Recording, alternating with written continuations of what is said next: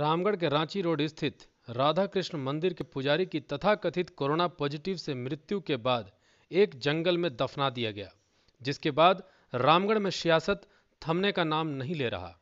पुजारी के बेटे अरविंद मिश्रा का कहना है कि उनकी पिताजी की मृत्यु मामूली सी डिसेंट्री की वजह से हुई थी, जबकि प्रशासन का कहना है कि पुजारी की मृत्यु कोरोना पॉजिटिव होने की वजह से हुई थी।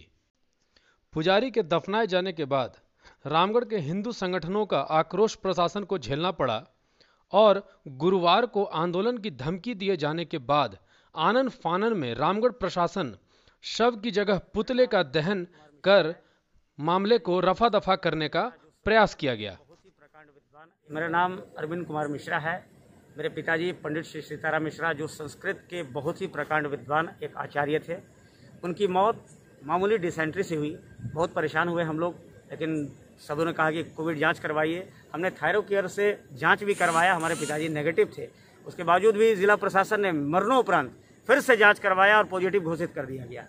मुझे कहीं से कोई सहयोग नहीं मिला। लास्ट में रात में 12 बजे, तकरीबन 11 से 12 के बीच में, कहीं से न समाज से न प्रशासन से न कुछ नहीं, इस जंगल, भयावह जंगल में दफनाना पड़ा। जो कि हम लोग ब्राह्मण हैं, साकलदीपी हैं, हम लोगों का ये रीति रिवाज नहीं कहता है, ना ही प्रोटोकॉल कहता है। उसके बावजूद भी मेरे साथ ये अन्याय हुआ है। आज क्या हुआ? आज बस अमली जामा पहनाने वाली बात है। अग्नि संस्कार आज हुआ जी, जिस समय होना था तो हुआ नहीं। आज तो सिर्फ ये खाली फिल इन दी ब्लैंक्स। आज पुतला जलाने का कार्यक्रम फिर जिला प्रशासन अपने मुस्तैदगी में करवाया गया।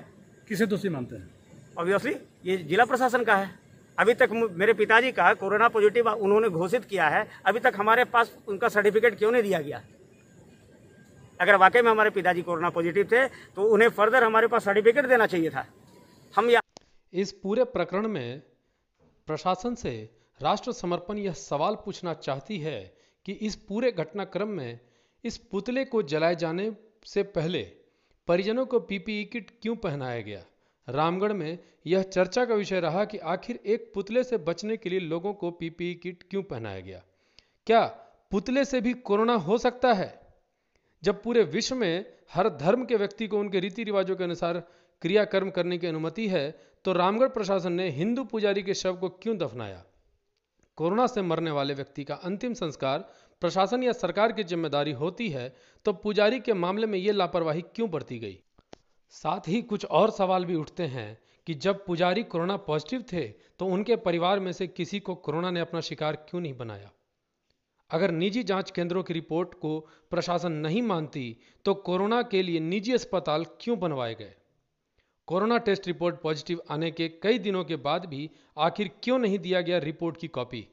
राष्ट्र समर्पण के सुलगते सवालों में आखिरी सवाल यही था कि जब प्रशासन को यह पता चला कि पुजारी कोरोना पॉजिटिव हैं, तो उनके परिजनों को वो शव क्यों सौंपा गया अंतिम संस्कार के लिए?